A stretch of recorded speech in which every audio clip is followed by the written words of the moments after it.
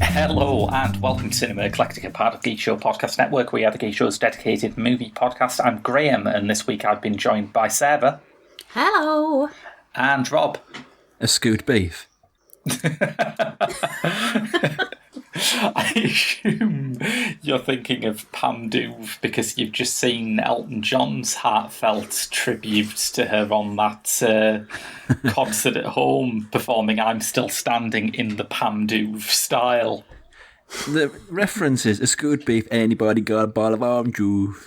Yes.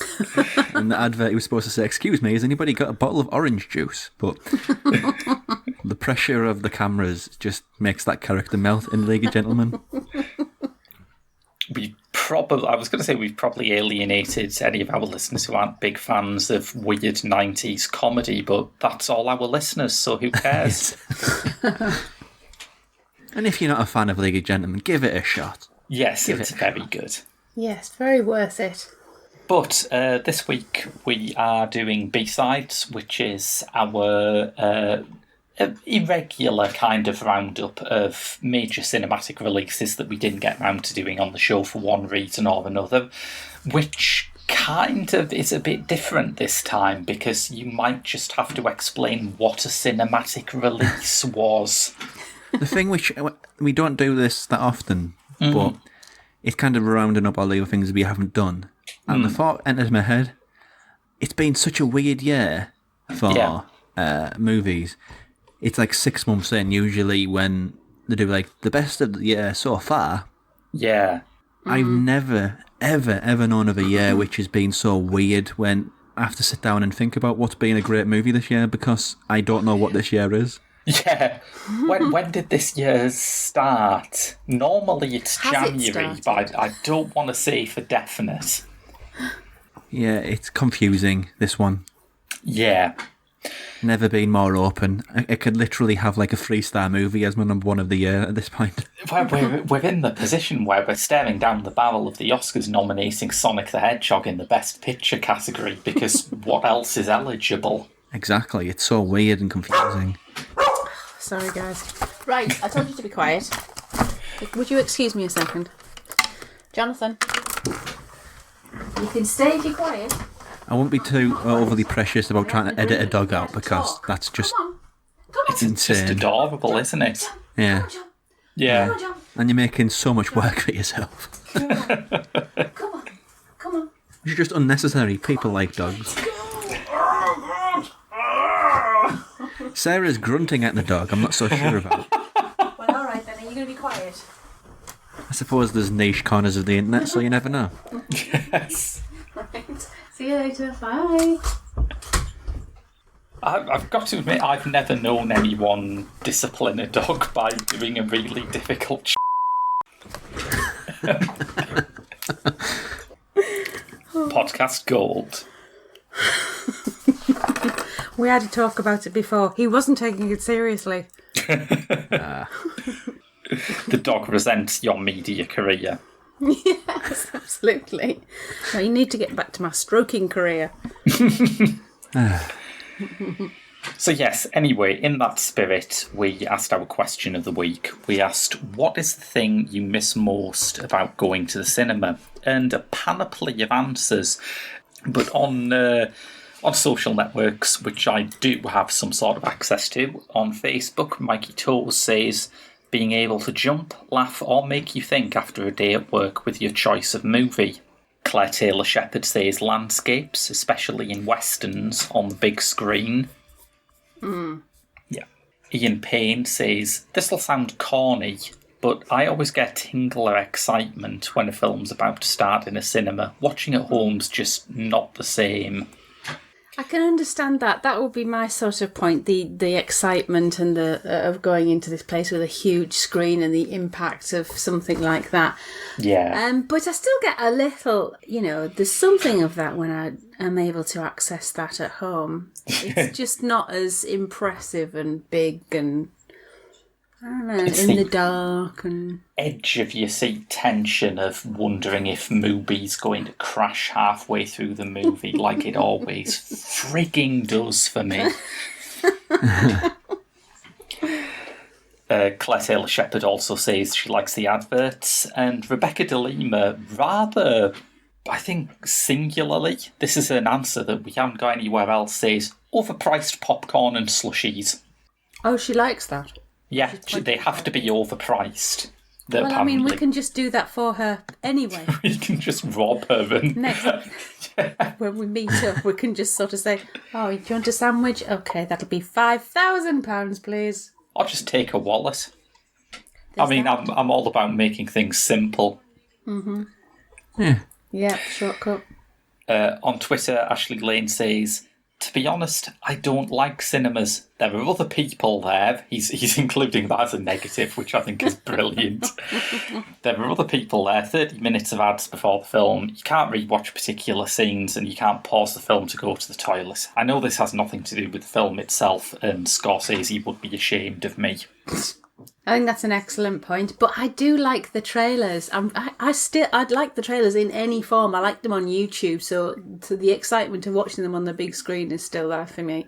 I love watching a great trailer. I love complaining about a terrible trailer. It's win-win for me. Yes, on Instagram, which is TGS_The Geek Show, follow us. Stephen Sidhu111 said, laughing crying emoji, laughing crying emoji, laughing crying emoji, popcorn, smiling emoji, and getting away from the wife and kids. Oh, how I miss the cinema. Lovely. If you're going to put emojis in, I have to read them out. It's what we do. It's a full answer. It's good that's inventive. I think that's the first person who's answered a question of the week via emoji, which is astonishing that it's taken this long in a lot of ways. That is the world of the gram. Yeah. That's the gram life. Hashtag gram life. My answer is, I've got one, a silly answer and a real answer. Real answer is that sense of occasion still there, I think. It's the only opportunity you really get to go to a building dedicated to such ridiculous flights of fancy and watch it on a screen which is bigger than the building I live in. Yes. Yes. It's one thing on a monitor or a screen or a TV, whatever size it is, but to see those things so large, it just takes on a different life, I think. Yeah, I completely agree. Yeah. And the other thing is, I have great stories about the cinema. Yeah. I tend to go when there's nutters there.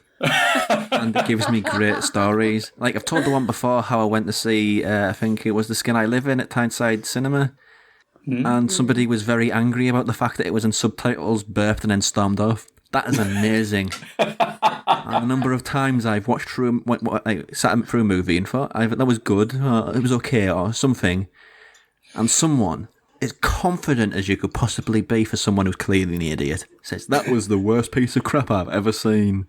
I miss that. I miss those idiots. Bless you, wherever you are. That is true. I was once sitting in a cinema and I was dragged to this. I didn't choose to go and see this. That's what I'm telling you now. And it's Titanic. And then there was some people in front of us and the woman just says, oh, they're getting very close to the iceberg. Literally. Gee, spoilers. I think my favourite one is kind of wholesome. It's maybe in the delivery, although the delivery is what sticks with me. That after I saw the 127 hours, this guy at the front sort of got up as the end credits started to roll and said, making sure everyone could hear him, said, that was a good film. Oh, bless. It's just the confidence in which people say that was the worst film I've ever seen. So either you're an idiot or you have like a really good catalogue of movies that you've seen over the years. Yeah, definitely. I think I once heard someone say it going out of A Cock and Bull Story, the Michael Winterbottom film, and I thought, oh, you sweet summer child, have you only seen like 3 movies before when they all starred John Cazale? Or how we could educate them. Yes. in the ways of the horrifically bad movie. They know nothing of Microwave Massacre. Nothing. I know nothing of Hellgate. A movie so bad, I refuse to review it. True. Actually, it is true. It was so bad, I couldn't force myself to do it. You've got to draw the line somewhere. Sarah, did you have any answers? I think the sense of occasion. I agree with Rob in this way. There's and just being in the dark and that sense of awe. Yeah. And that's the only thing that you're looking at. And plus, like I say, I love the trailers, and even the adverts aren't terrible usually. I think for me, the thing that I find most troublesome about watching at home is I miss cinema's lack of distractions. And I think one thing that worries me when they reopen, since the indie sector has been so on the ball and so impressive at pivoting to releasing things on streaming straight away, and that's been hugely impressive, and it's resulted in mad things like weeks where the big new release is by Andrew Cotting or something, which obviously is great.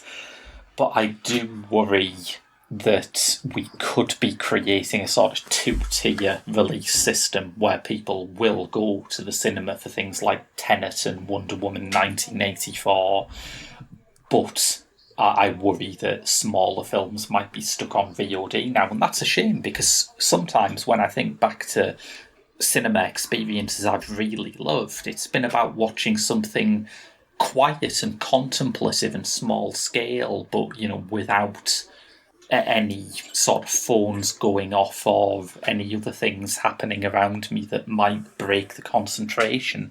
Yeah, I mean, with the big movies you go to see, whether it's Tenet, whether it's Avengers, whether it's whatever, yeah, there's a degree of safety there. Yeah. That, it's going to be at least something, certain level of quality. But for me, there's really magical experiences of going to the cinema, is when you don't know what something is. You turn up and you're like, wow, I didn't expect that. And the atmosphere you get in the cinema. It reminds me of when I went to the Tyneside to see Kill List. Yeah. It was just one of those experiences which I'll remember. Yeah. I don't think you can say that of the mega super movies. And there's a very real risk of the small independent cinemas closing down because they can't afford this sort of downtime. Although I have to say, if the plan is to relaunch with Tenet, it is quite canny, because aside from cinemas in general, I've always thought IMAX in particular is a type of movie technology that is designed to make the audio mix in Christopher Nolan movies comprehensible. And that's coming from a Nolan fan. I like the man tremendously, but I do remember going to see Inception and thinking maybe having the first big bout of exposition delivered by the two most heavily accented actors as they stand in a collapsing house was not the greatest of plans. But yes, let's think back to those cinema days and talk about some films that were released in cinemas before lockdown. Does anyone in particular want to start? I guess I could go. I've not got a lot to say about it, but I could talk about it briefly. But 1917 from earlier in the year, it was in awards contention for a lot of other things. Yeah. I can't remember who directed it now. It's completely vanished out of my head. Sam Mendes. Yeah. I was going to say Sam something, but it's just, it's there. It's back now. Sam Mendes, if you don't know what it is, it's a World War One drama about George Mackay, as he is basically sent across the front line to send a message that don't go into the front line because them Lara Germans have a big gun. George Mackay, I think I remember seeing, I can't remember what the movie was called, but it was a little independent Scottish film about a whale or something, like a Moby Dick's type figure in this small Scottish fishing village. Okay. I can't remember the name of it. I will hunt it up before the end of the show and bring that back up. But from then, when I thought he was just precocious little actor. Good self-censorship there. He's really, really developed, and he probably vouched for it in other movies that he's been in. But in 1917, it was, as far as an actor announcing "Here I Am," it's a pretty big one, I think.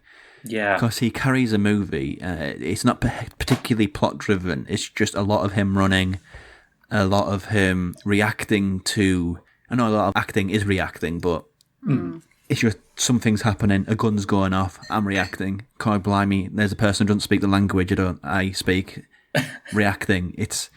Yeah. But the real thing of it is, though, is it was all sold on this concept of one-take cinematography. Yeah.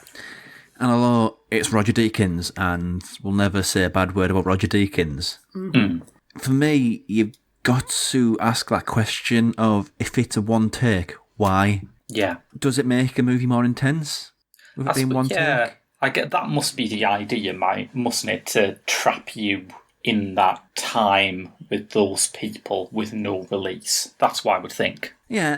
That's true, but you can sell relentless and hopeless with edits and cuts. Yeah. It just feels like a gimmick. I can't remember the name of it. There was a movie from Germany a few years ago which was exactly the same. Was it called Victoria? Yeah, I was struggling to think of that. I knew it was like a one-word woman title, but I couldn't quite get upon it. But that's like over 2 hours. And after a while, you just don't care that it's one take. Yeah. It's not like something which furthers the medium, I think. Right, yeah. It's just a trick, a gimmick. Admittedly, as far as that trick and gimmick being done, Roger Deakins makes it look fantastic. Dickensy. Oh, yeah.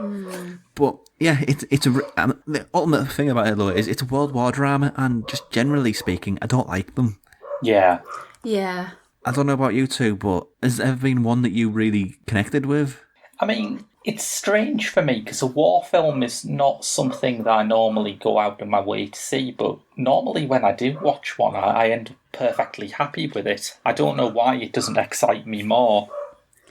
I've not seen that many of them, because if anything is a war film, then I just wouldn't choose to go and see it. I think the last one I probably saw might have even been Full Metal Jacket, which was really good. But because I'm in the wrong demographic for it, I'm just not going to spend my money on it. I might see it on a Saturday afternoon when it's on BBC Two sometime. Yeah. I think there's a distinction between a war movie and a film about war from a named director. I've got a good quote about that. Roger Ebert said that the difference between B movies and A movies when it comes to war films is that an A movie is always about war as a phenomenon. Think of Apocalypse Now or something like that. But a B movie is always about soldiers. And he said that Sam Fuller was always, in the best way, a B movie war director, even when he got big budgets, because he always cared about the people fighting. Yeah. I mean, it's a good movie, 1917. It's just not for me, really, I don't think. Yeah. I mean, aside from that gimmick and George McKay, George McKay is excellent in the gimmick. Although well shot, it's still just a gimmick for me. He's got a great face, McKay, hasn't he? He was a weird-looking kid. Yeah. But as he's grown older, he's grown into his face. That sounds like such a weird insult, but it's not. No. There's people like that all the time, and they have like a face where it's going to take a few years before they can probably inhabit it. But you spot on with that when you say that. He's become a right handsome gentleman in his 20s. Well, I think the first thing I saw him in was Pride, and I'll always have, a soft spot for anyone who was in Pride because I love that movie. Oh, that's a lovely film. Yeah, I really enjoyed that. But I didn't realise he was in it. Yeah, he's the main guy in it. Is he? Yes. Oh gosh, my apologies. That's how big his glow up has been. You cannot recognise a film that he was in 5 years ago. He just looks like a different dude. Wow. Followers in Peril, that was what the movie was called. Oh, yeah. And I haven't seen that, which is why I didn't sort of pick up on your description of it. I haven't seen that, but I do know that's by the same guy who directed Arcadia. It's a very good movie. The BFI movie? By Paul Wright. It's by... Yes. Yeah. Oh, right. But anyway, moving on. Sarah, do you want to do one of yours next? Because I'm aware you both have like 2 movies for the back end as well. Well, I had a look at, I thought, focus of, as usual, my area of interest just concerned films about women. And I've got Bombshell and I've got Misbehaviour. Is that okay? Should I go for them? Yeah, absolutely. Although, obviously, I have seen Misbehaviour as well, and I am going to talk all over you because I've learned nothing from this film. So, thank you. so yeah, whichever you want to do. Okay, well, I'll start with Bombshell and then we can move on to Misbehaviour if you like. So it's directed by Jay Roach, who did the Austin Powers films. And Bombshell...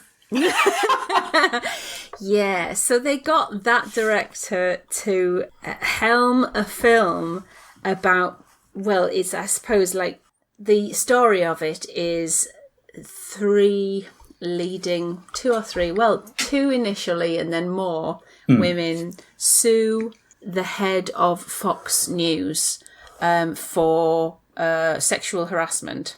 And if anybody watches Fox News, it's Megyn Kelly and Gretchen Carlson.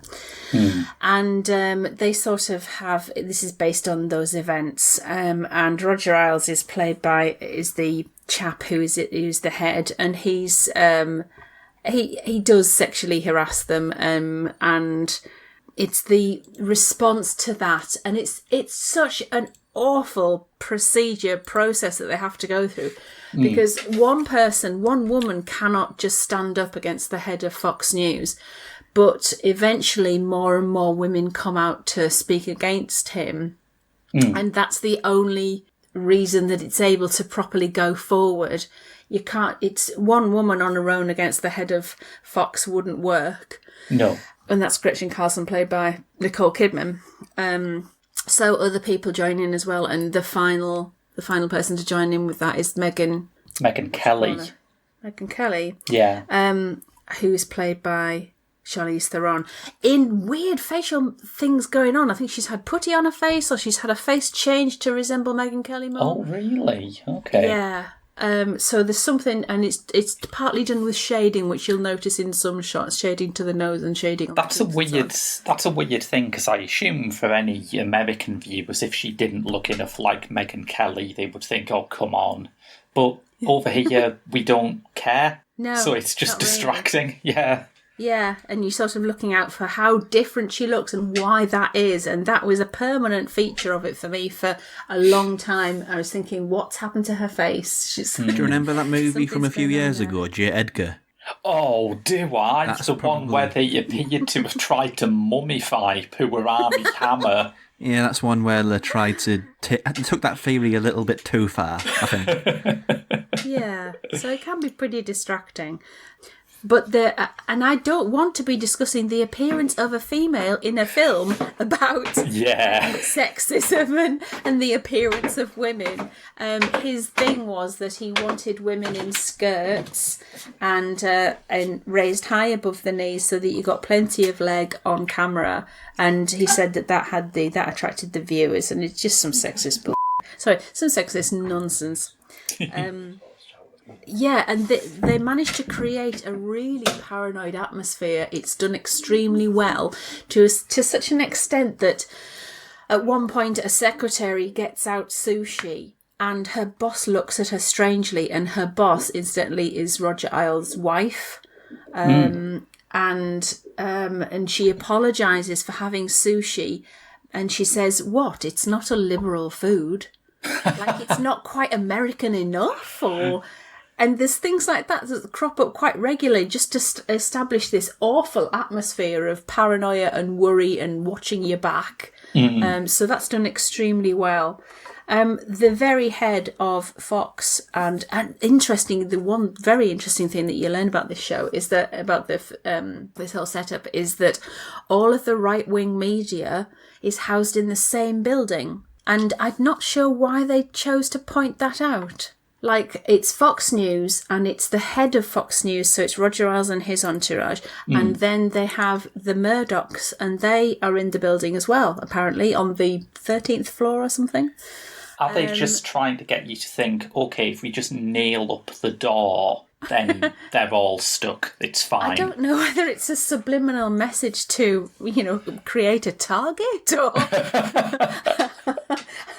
I mean, you can understand the paranoia. Also, it shows you... Well, it has a glancing mention to the Bill O'Reilly controversy as well, which is the bit that I remember. I don't remember Isles being taken down, but I do remember the Bill O'Reilly controversy for the same thing, because he was pestering women. But that's only sort of glanced upon, really, mentioned occasionally. So eventually 23 women are able to bring this lawsuit. And... instead of suing Fox, Gretchen Carlson sues Roger Ailes individually, which means that as a response to this, I mean, the Murdochs, all they need to do is take him out of the equation. So he lost his career and he went, as did Bill O'Reilly. Obviously, Fox News is still standing, doing all its nonsense, but at least they got rid of one of the old guard. And I guess you have to sort of take them down one by one, I suppose. It's given interspersed with real clips of events at the Times and news reports. And I think it's a really good film. I really enjoyed it. I would give it sort of 3.5 stars, I would think. 3.5 to 4 stars, nearly 4 stars.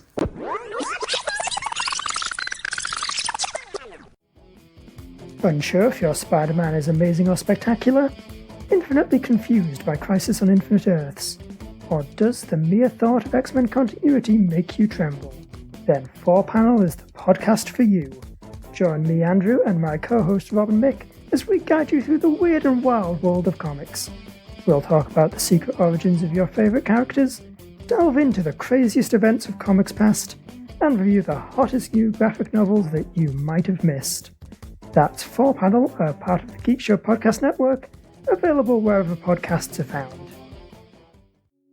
So if you're enjoying what you're listening to, you can donate to our Patreon at www.patreon.com/The Geek Show. We are reconsidering our rewards tiers, so keep an eye on that for new things you can get as a Patreon backer.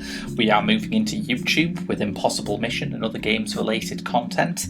You can find us on Instagram and Twitter by looking for TGS_The Geek Show, or on Facebook just by searching for The Geek Show.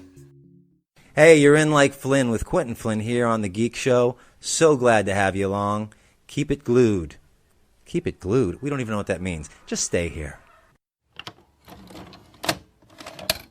So, if you do go onto thegeekshow.co.uk, you can find some of our reviews of movies that we don't feature on the show at the moment. We've got the first of our series of this month's Criterion releases. It's gone up.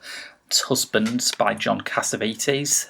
Mark Cunliffe's reviewed that. Yeah, he's one of those independent directors who you either get or you don't, isn't he? Yeah, I think it's useful when you meet people to just ask them, what's your take on Cassavetes? One person, that's all I want. One person who gets that reference. Sometimes you podcast and you just do something for yourself. I like his head explosion in The Fury. There you go. That's my take on John Cassavetes. Did he do Rosemary's Baby? He was in Rosemary's Baby, wasn't he? He's the male lead. Yeah. But for now, we are continuing with our B-sides, and me and Sarah have both watched a film that had just been released, like the week before cinemas were closed down. So I'm not sure whether that's a lucky or an unlucky break, really, but it's Misbehaviour by Philippa Lowthorpe, about the disruption by feminist protesters at the 1970 Miss World ceremony hosted by Bob Hope. Today, of course, we have no hope, no world, and no Lowthorpe. Oh no, that doesn't work, does it?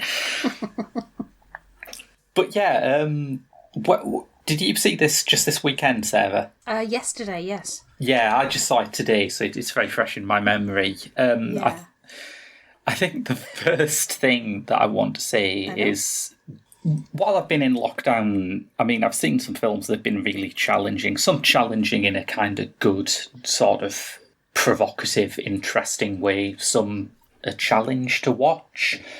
But there was something about watching this that just made it clicked with me and made me think, oh yeah, movies are fun, aren't they? Well, that was an awkward silence. Yeah, that's died. Sarah, you still there? Oh, I'm really sorry. Yeah, sorry, you've dropped out. But I did hear that comment. And I don't know whether I agree. Do you think, in what way do you think it was fun? I mean, not that I'm saying it's like a serious Swedish drama or anything, but... Yeah, I mean, it's not 2.5 hours long. It's not sort of consciously slow cinema. It doesn't come garlanded from a film festival you have never heard of. While it is unquestionably about some pretty heavy stuff, I think it gets through it in a way that is breezy and accessible and full of laugh lines and has a fabulous ensemble cast too. Yes. I mean, one of the pleasures of a film with a cast like this is you can just mix and match. Basically, any scene that has 2 actors in is good, and it doesn't matter whether those 2 actors are Leslie Manville and Greg Kinnear, or Gugu Mbatha Raw and Keira Knightley, or Jessie Buckley and Keira Knightley, or any... It doesn't matter. This is a good cast.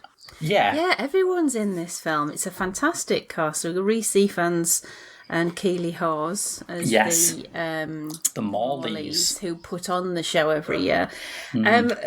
Talking about weird facial makeup, how did you cope with Greg Kinnear as Bob Hope? That's an odd casting choice.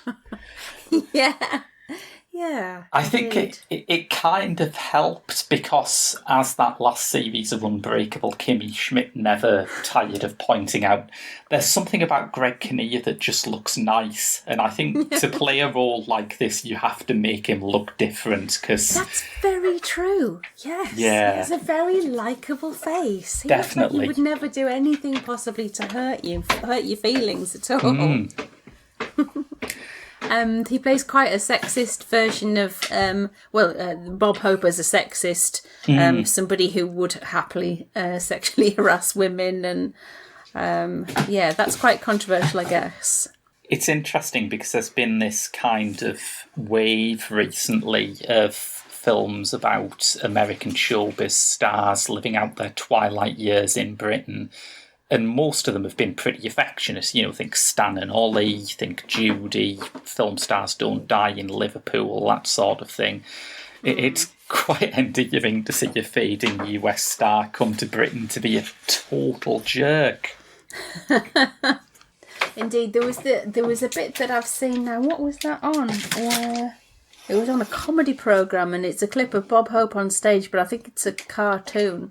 And he's like, every word he needs to look into the scenery to get his prompt. Yes. And I gotta tell you, it's that sort of every single word type thing. So he still has that. He's got in this film, he's got a guy like poking his head up from underneath the floorboards of the Miss World set with big cards that have like the subject of his next joke on. And when the processes do kick off rather fantastically, this poor underling is holding up a big sign saying women's feelings. Yeah, and he makes a very distasteful and sexist joke about that. That's only going to wind up the feminists in the audience. So let's talk about those feminists, because you're presented to them through Keira Knightley as Sally Alexander, and she's like your viewpoint character.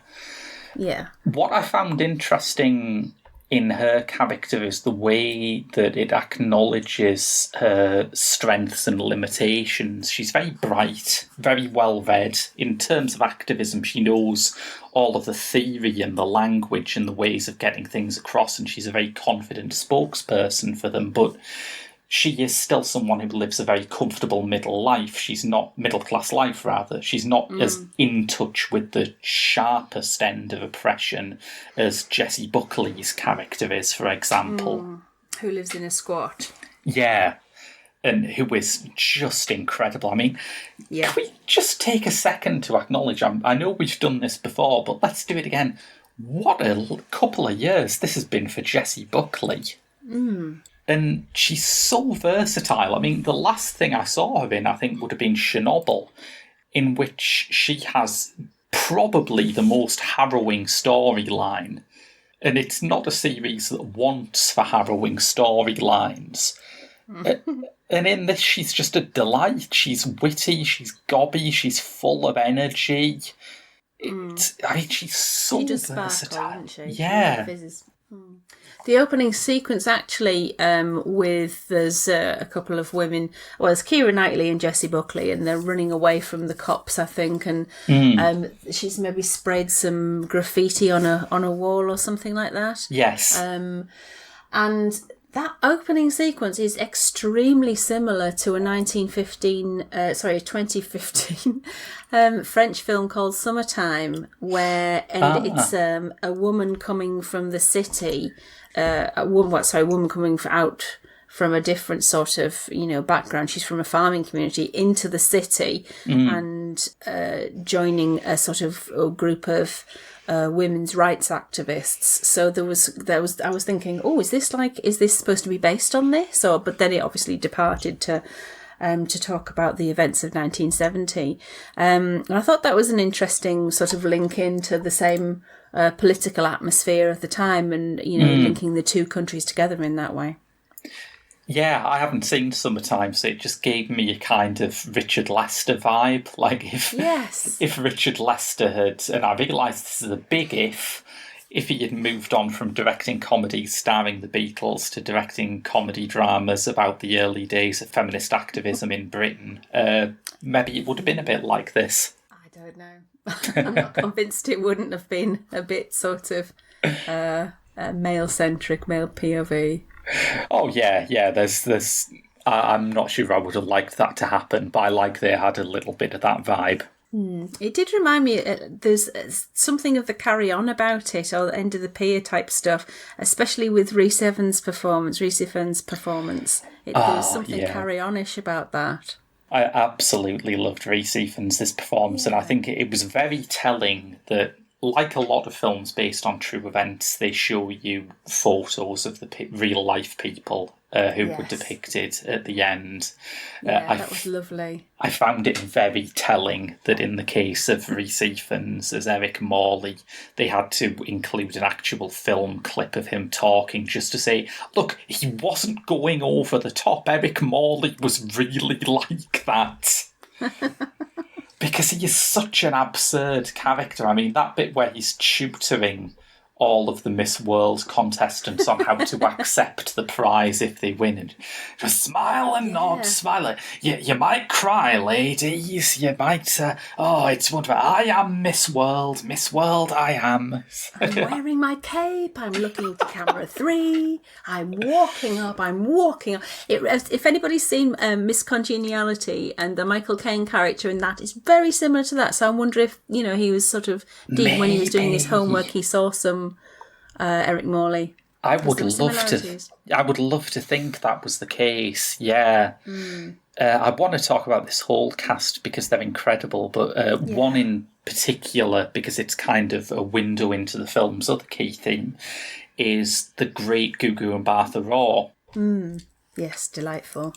Who I've been such a fan of ever since her days on Doctor Who, and I'm really pleased that she is getting big film roles. But part of the dramatic interest in this story is that the 1970 Miss World was not just disrupted by feminist activists, although that is an incredibly memorable thing to have happened. It was also the first time a black woman had won Miss World. So you have this kind of clash of different agendas. Is this sort of white women ruining a great thing for black women, or is it, the complete opposite? Whose oppression, if you will, wins out here? And I think it allows them to make a drama which is pacey and tense, but at the same time, barring Hope, who is a fairly peripheral character, no one is really bad in this. It's just that everyone has a different cause, and those different causes keep clashing into each other. It's lovely to have that many themes to sort of keep your interest. You have different points of view and different targets. Yes, I thought she was so... I got the sense with her that there was an awful lot riding on this. She had such a delicacy about it. And she sort of bore the crown, if you like, with a great subtlety. You could see that there was something going on, and she was churned up about things in certain scenes, but also, you know, she had to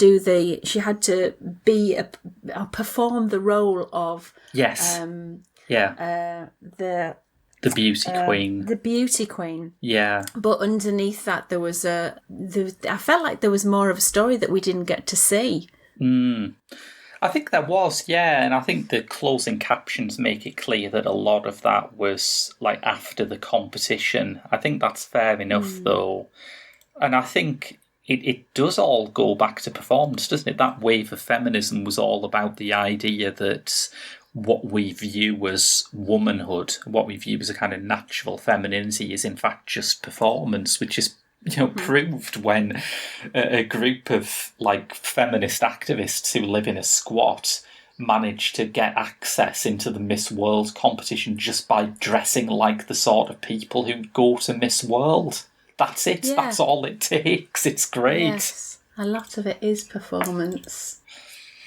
I remember Zoe Ball saying that, I can't remember who she was talking to, but she said, have you never draped yourself on a sofa to be a little bit more attractive to somebody? And it's just like, yeah, that's it. You do sort of mould your physical presence into certain ways for certain target audiences as an individual woman. Yeah. So this sort of heightens that.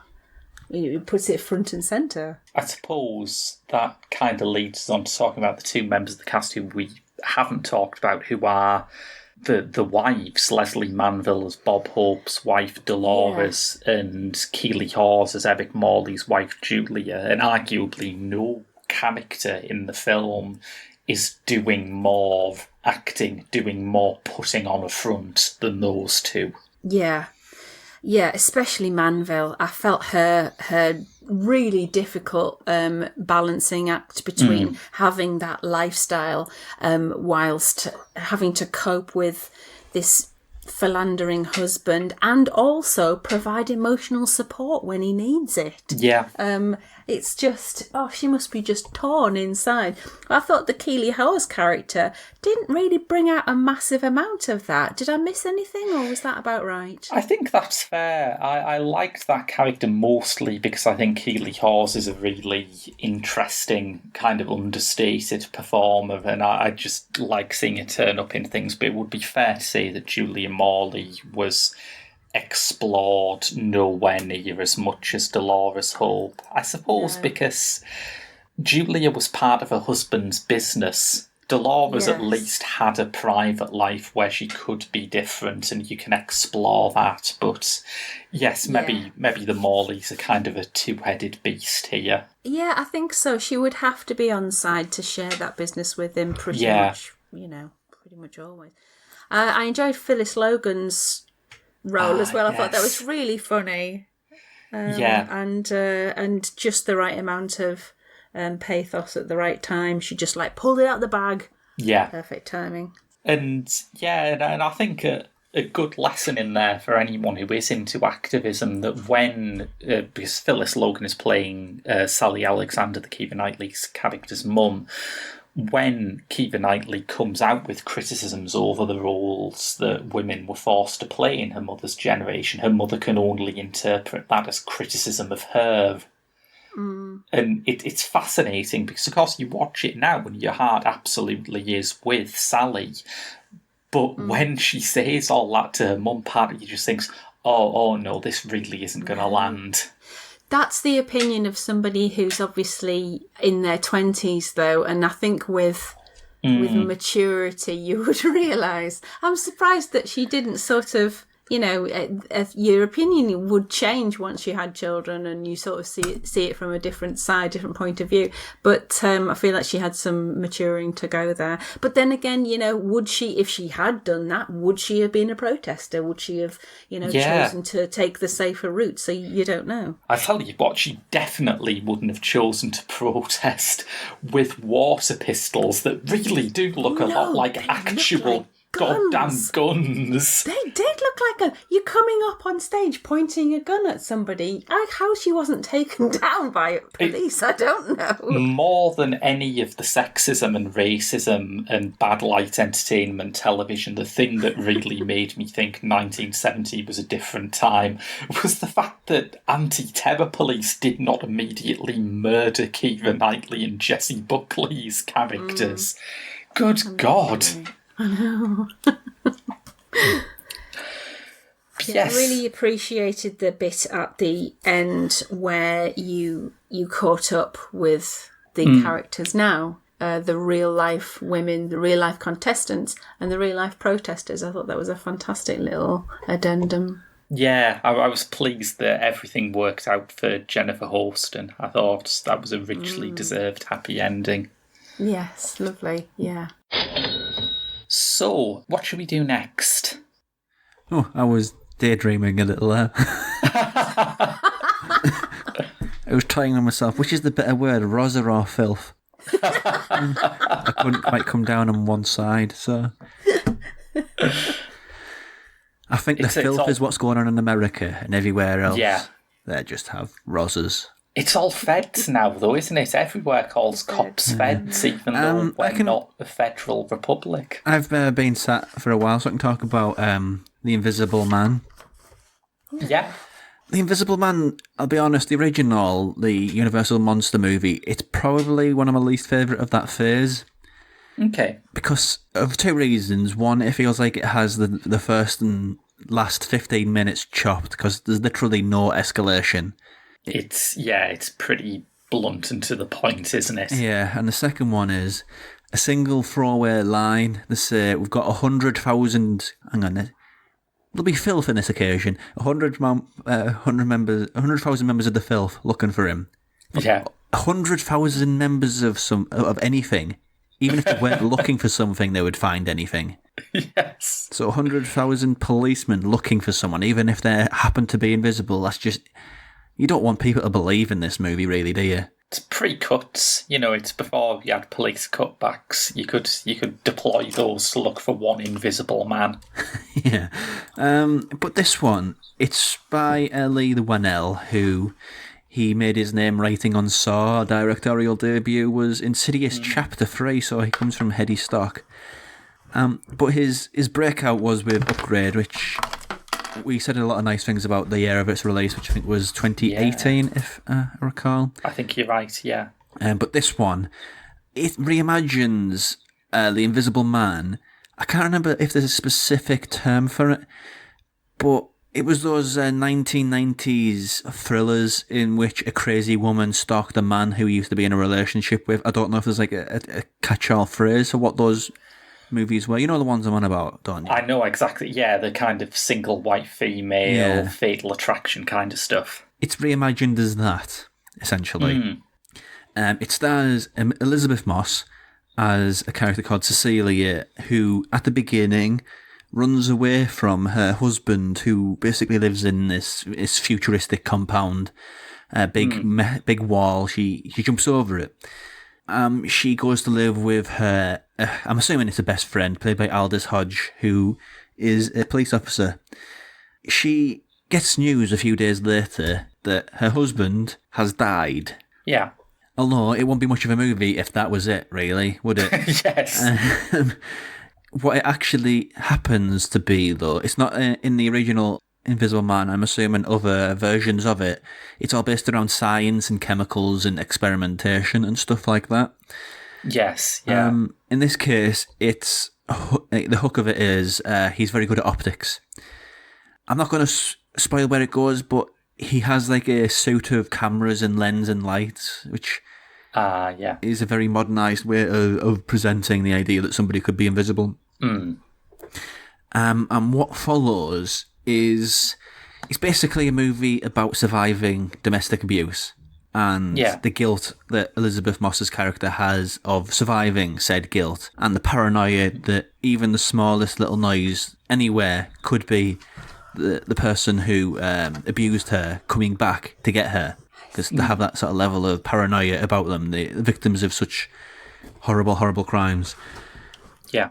And that gives Elizabeth Moss a great sort of platform to work with. We've said it on the show before, and we'll probably go on to say it again, but she's just fantastic. She's got a very expressive face when it comes to some of the more outlandish things that happen in this movie. Yeah. Yeah, it looks like that from the trailer. It's got some incredible sequences. One of them is around the hour mark, and it speaks a lot to sort of the type of movie that it is, because it reminded me of When a Stranger Calls. Oh, yeah. Which, if you don't know it, we talked about it on the show a little while ago. It stars Carol McKay, and it's the phone call which inspired the opening scene in Scream. So it has this. It's just a single woman walking around a house. Nothing's happening, but the implications and the atmosphere are incredibly strong. Yeah. And there's a sequence around the hour mark, which is just Elizabeth Moss wandering around the house, and it uses incredibly sly techniques to suggest at the beginning that there's somebody who might be there too. There's this concept that we talked about on the show before, a filmmaking concept. I think it was in relationship to Ghost Story, if I remember correctly, called Dead Space. Yeah. Where you have the character at one side of the screen. It's like there's 2/3 of the screen where it's just there's nothing there. It looks like there's a character should walk in or something should happen or come in from that part of the screen.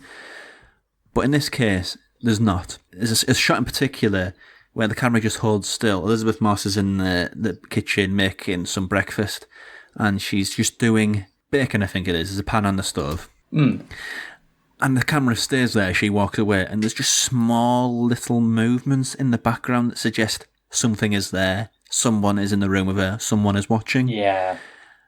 And the way it employs that sort of sneaky, quietly about this character being there. Because the idea is, it gets a lot of mileage out of the fact that the character's dead, and she keeps on saying to everybody, no, my husband's alive, he's coming to get me, which people are trying to support her because she went through a horrible experience. But at the same time, she's scared of her own shadow, and it's hard to help somebody when, if you see what I mean. They seem... people think she must be crazy. Yeah, she's highly strung. They think she's crazy, so they humour her, but they want to support her at the same time. So it gets a great deal of mileage out of that, which is it's really remarkable, I think, at doing that. Lesser directors, which it's fun that Lee Winnell's become way more in his origins, because in the hands of the sort of director who might have made an Insidious or who might have made a Saw sequel, this would have been full of jump scares. Yes, yeah. And credit where it's due, I think there's only one. Wow. But it really does earn its spots. There's a sequence where, as horror movies, although I wouldn't really call this a horror movie, it's just a character drama which has like horrific sides to it. It's a horror movie, come on. It plays more like a drama for a lot of it, but it turns into a horror movie like every now and again. Fair enough. I think this is the best way to describe it. It is a horror movie, but it feels a little bit more mature than that. Yeah. But there's a sequence where they're in the attic. She finds a phone. It's got things that are missing. Got pictures of her sleeping on the phone. And she hears something behind her. So she goes to the sort of the door of the attic. Yeah. And she throws paint down there because she thinks she's being followed. And right at the top of the stairs is the guy in the sneaker suit, and the machine just wails. It's not a wail like monster wails. It seems like a mechanical thing. Yeah, and it's skin crawling stuff. And I think that's where horror is at its best, really, when it's real and it's relatable. Yeah, because that's what the first hour is. It's based on the idea that someone is stalking her, only that person can't be seen. And the second half is a bit more fantastical, where the Invisible Man kind of becomes more of a prominent thing. And just like there's that incredible sequence that reminded me of what they do. No, I've forgotten the name of the movie now. When a Stranger Calls. There's a Oh, sequence which kind of reminds me of Old Boy, only Old Boy is invisible, Okay. which is very well positioned. I'll be honest, I'm very, very surprised at this because this is Blumhouse, which there's no problem with. I really liked that movie they did, I can't remember the name of it now, which sort of Groundhog Day, but slasher. Happy Death Day. Yes, Happy Death Day, which it might disappoint a lot of hardcore horror fans, but not every horror needs to be hardcore and gory. Yeah. So there's that. But still, there's a sense of Blumhouse populist horror. They put on horrors for like the 15-year-olds who go to the cinema or went to the cinema on a Friday and just screamed and talked and chatted and, laughed along. Yes. Yeah. That's the image of Blumhouse, isn't it? Yeah. Where this, despite it getting a bit silly in the second half, it's always positioned as a very credible and very mature horror movie, which surprised me. I mean, it's got a great supporting cast. Aldous Hodge is great as the best friend. I've got one thing that I have to mention. It's got somebody called Vivian Greer, who I'm assuming is someone. She's credited as Screaming Woman, Right. which, of all the things to be credited as, that just amuses me. Everyone's got to start somewhere. The one thing, I think Invisible Man does belong to a group of movies that I'd long forgotten about this gag that I had. Movies that if you chop the last 5 minutes off, they'd be markedly better. It ends in a way where it kind of reframes a lot of what you've seen until now, sort of it turning victim into survivor and whatnot. And I think one thing that would have made the way that was presented a lot better is the choice of music, because the choice of music in the last bit is very, very triumphant. Yeah. And I don't think that's the right tonal choice for that moment. Yeah. But before that, it's got an awful lot going on. I think Lee Winnell is turning into a terrific director who's just got loads of ideas, I mean, who would have thought of turning The Invisible Man into a single white female movie? Yes. He's quite an inspired little diversion. And also he signed on to direct the reboot or remake or whatever of Escape from New York, so it'd be compelling to see what he does with that. But yeah, Invisible Man, I really, really dug it, I should say. Fantastic. So, Universal monster movie, actually good. Let's have that on the headlines. Well, if they repackage them in this way, where they completely reinvent them, I'm all for it. I just like that it's taken, 10 years and who knows how many hundreds of millions of dollars for someone to say, guys, those old horror movies we always try and remake? How about we try and remake them as horror movies? So remake Frankenstein as a workplace comedy. There you go. So, we've got something else from Sarah to close out with, have we? Okay, so Agreed is a Michael Winterbottom film. Second time he's been mentioned on this show. Oh, it is, isn't it? Yeah. And, it stars Steve... Coogan, yeah, sorry. And also quite a few other people. Isla Fisher, Asa Butterfield, Shirley Henderson. Yeah. It's got to be the fourth or fifth time that he's worked with Winterbottom, not Steve Coogan. Yeah. I mean, possibly even more if you remember all of the series of The Trip that they've done. Oh, yeah. Sarah Soleimani as well. David Mitchell. Yeah. Yeah, and Pearl Mackie. Oh, well. Pearl Mackie's great. I'm glad she's in it. Underused, unfortunately, in this film. But I've not seen David Mitchell occupy the film space much. No. But he does a sound job in this as a sort of documentary maker. The premise of it is it's a sort of a pseudo documentary, a spoof documentary on the life of this billionaire high street fashion mogul Richard McCready, leading up to his 60th birthday on Mykonos. And I had a feeling when I was watching it that there's a number of people that it could have maybe loosely been based on, including Richard Branson, but I think mainly it would be Sir Philip Green. Yeah, I think they've confirmed it's Philip Green. Yes. Right. Okay. But it's that kind of, public school guy who pretends to be like more of a barrow boy and just makes an inordinate amount of wealth. I was a bit confused by the film just because it didn't seem to be going anywhere. It was a bit rambling, but it has Will Smith in it as well. A little, not that Will Smith, the other Will Smith, the British stand-up comedian. Right, I was going to say, they kept that out of the trailers. And also lovely Tim Key, who's another lovely stand-up comedian, who has worked on Alan Partridge, actually. Tim Key's great. He is great. And he was on the chat show that they recently did.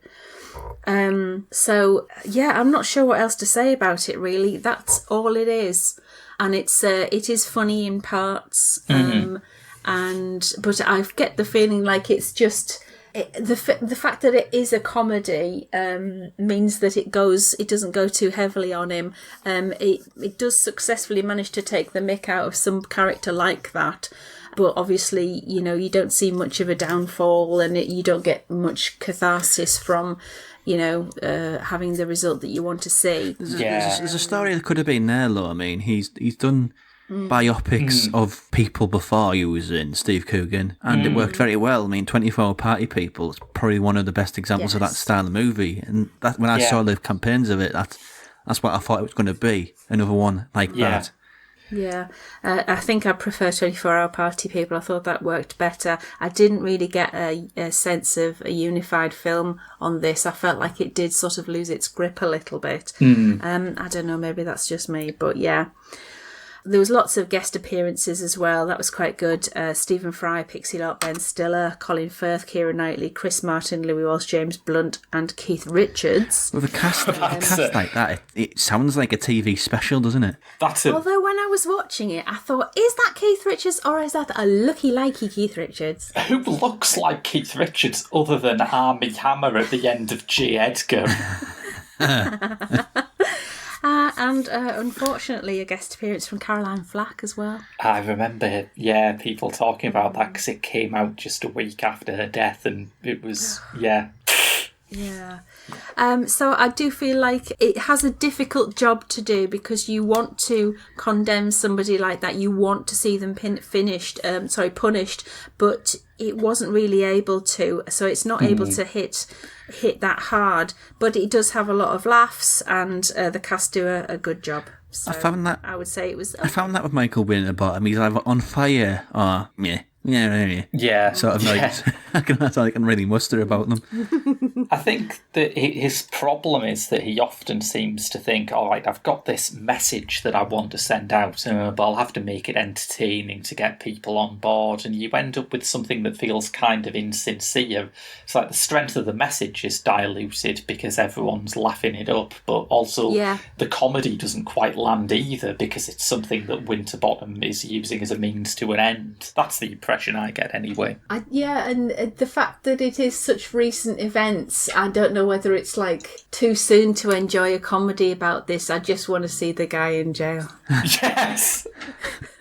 Okay. Which is a fair point, and I'm entirely happy ending the episode on that note. So, as we said in the middle, if you want to follow us on social media, just look for TGS_The Geek Show, and don't forget to like and subscribe, leave a review. Reviews do help an awful lot in terms of various algorithms and visibility, and we'll be back with you next week with something that we haven't been able to do in ages, and I'm really excited that we get the chance to do it again. If it feels like this is part of the social normalisation process, everything's going to be fine now. Now that we can do an actual photo negative. What the hell? Yeah, that's odd. Yeah, because we usually have to be going to cinemas to do one of those. I know. So I don't quite know what we're going to cover on it, but the possibilities are on Netflix, there's The Five Bloods, the new Spike Lee film, and on general video on demand, there's Citizens of the World, an Italian comedy drama from the makers of Mid-August Lunch, and Radioactive, a film starring Rosamund Pike as Marie Curie, which we were really all geared up to cover before its release was pulled. So, Oh, yeah, I'd like to see that. we could do that. For a bit of insurance, in case we can't get enough people or enough films rounded up, shall we do a director's lottery? Yes. Generate. 71. 71 takes us to... Oh, that's classy. Federico Fellini. Ooh, that could go all sorts of places. Just as long as it's not one of the really, really long ones, because frankly, I have things to do. Yes. One of the really long ones, or to put it another way, anything he did after about 1965. His big ones are what? Well, the dog is enthusiastic about Fellini. The dog is mad on Fellini. You know what dogs are like, they love Fellini. Yeah, John is a massive fan of Italian. Just shut up! Shush! Shush! Shush! Shush! Me odds every time she says shut, it barks again. It's not very effective. John, seriously. John. We talked about this. It's the big two are La Dolce Vita and 8.5.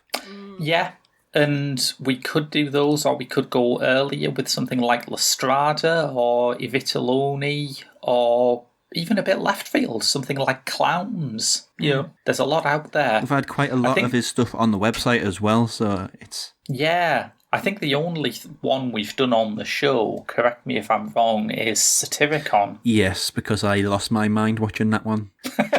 Even this far removed, I still don't know what Satyricon is.